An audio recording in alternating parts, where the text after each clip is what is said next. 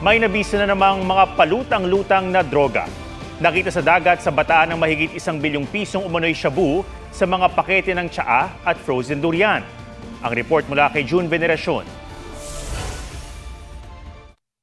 Hindi lang isda kundi pati sako-sakong shabu ang nalambat ng mga mangisda sa dagat na sakop ng Mariveles, Bataan. Nadatan daw yung palutang-lutang sa dagat noong May 29 at isinuko sa mga otoridad kahapon. Upon discovery ng ating mga fishermen ng mga floating saps, so kaagad nila itong dinala sa Pangpang at agad namang inireport din sa ating Coast Guard unit.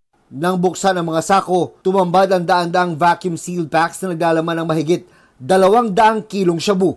Ang halaga, nasa 1.5 billion pesos. Based on our records, this is the largest confiscation of dangerous drugs for this year coming from our shores. Tsaa ang label ng ilang packaging, habang frozen durian sa iba, ayon sa PIDEA. Halos kapareho umano yan sa packaging ng mga shabu na nauna nilang nasabat. According to intelligence reports coming from our foreign counterparts, yung packaging na nakuha ho natin dyan, tinutumbok. Galing ito sa Golden Triangle. Saan ho ba yung Golden Triangle? This is Thailand, Myanmar, and Laos. Hindi ito ang unang beses na may nakuhang droga na palutang-lutang sa dagat. Noong August 7, 2024, mahigit 6 na milyong pisong halaga ng shabu ang nakitang palutang-lutang sa dagat na sakop ng Cagayan. May nakita ring bloke ng shabu na halos 7 milyong piso ang halaga sa dagat na sakop ng Claveria, Cagayan.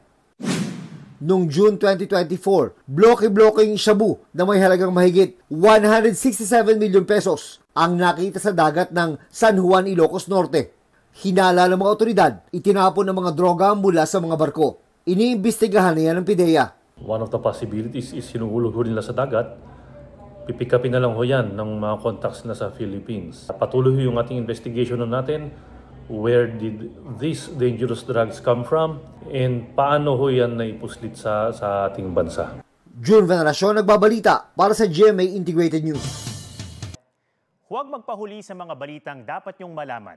Mag-subscribe na sa GMA Integrated News sa YouTube.